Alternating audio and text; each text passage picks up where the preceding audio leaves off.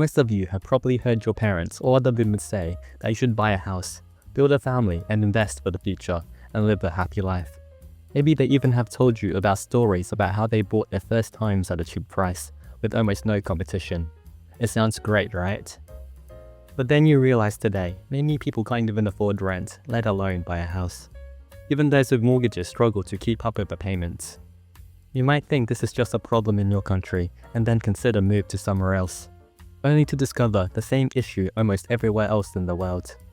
So what's really happening? In this video, we're going to break down why housing has become so unaffordable, and how home ownership has turned into a rigged game.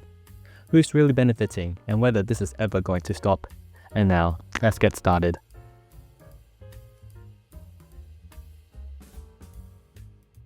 A long time ago, buying a house was just a normal part of life. It meant having a place to live, raise a family, and feel stable. It wasn't about showing off or getting rich. In the 1960s, most houses cost around 2 to 3 times the median person's yearly income.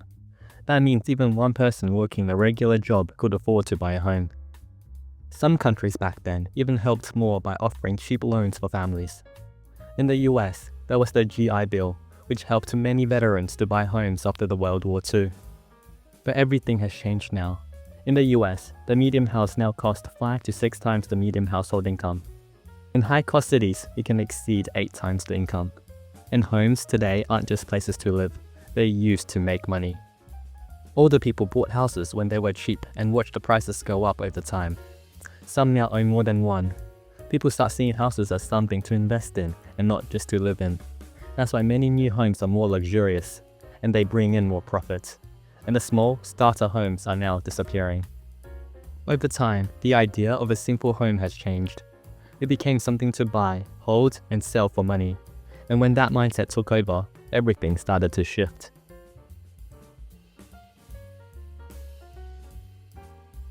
You might think house prices should drop when fewer people are buying. That's how it works with most things, right? Supply and demand. If nobody wants to buy a phone or a car, the prices for that thing goes down.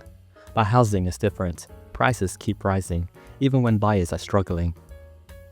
You might be wondering why. Well, the first reason is the zoning laws. Many cities have strict rules called the zoning laws, which decide what kind of buildings can go where. For example, imagine City Alpha has 100 acres of land. The government might divide it like this: 25 acres for housing, 25 acres for shops and offices, 25 acres for factories, and 25 acres for parks. That way, the cities stay balanced. But sometimes, the government planned it badly. They don't update the rules when the population grows or when more people need homes. In some neighborhoods, the zoning laws even ban apartments or small homes completely. That means fewer units can be built, so prices always stay high. And even when land is available for housing, some developers don't build it right away. Instead, they just sit on it and wait. That is called land hoarding. They wait for prices to go up so they can build later and sell for homes for more profits. Second is the complicated building process itself. Construction is slow and expensive.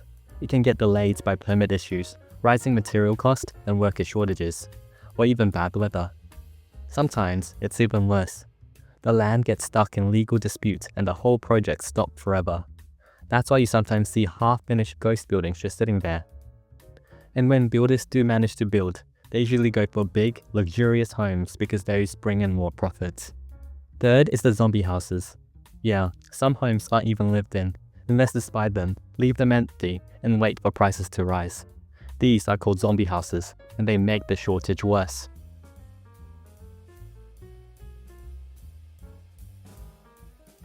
People often ask, can we fix this? Well, the answer is yes, but it won't be easy. There are a few ideas that experts suggest. The first idea is called a land value tax. That means instead of both taxing the land and the buildings, you tax only the land, whether the building on it is a mansion or a hut. Yeah, this doesn't 100% work, but encourages owners to build or sell instead of sitting on empty land just waiting for prices to rise. The second idea is the zoning reform, changing the rules so more homes can be built like apartments or smaller units. Some places are even talking about banning big companies from buying single-family homes, so regular people have a fair chance. And finally, ending or reducing tax benefits for owners with multiple homes. This could reduce the number of houses used purely as investments and free up more homes for first-time buyers. So why aren't we doing all this already? One of the reasons is because most people in power already own homes. In fact, about 65% of Americans do own homes. Yeah, higher than expected, right? That means if prices drop, a lot of people would get angry, including voters, and no politician wants that. And also, a sudden dip in prices could be dangerous. People who bought recently might end up owing more than their houses is worth, because the bank cares about the loan amount, not just the house value. This is what happened in the 2008 financial crash that caused many people to go bankrupt. Even if prices fall, it won't help the long term unless the whole system changes. For example, in the US in 2020, about 40% of new single-family homes sold for under $300,000. By 2024, that share dropped to around 16 to 23%, depending on the region. That's a nationwide collapse in affordable new homes. So unless the rule changes, renting might just become the default option for an entire generation.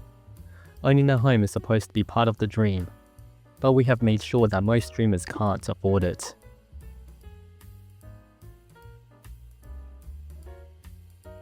So in conclusion, why can't people afford homes anymore? It's not just about higher prices, it's about how the whole system has changed. Homes used to be something you live in, but now they're just treated like investment tools. Prices are pushed up on purpose, and supply is held back. And big investors are buying houses before regular families can even get the chance. So unless we fix the whole system, the real problem will never get solved.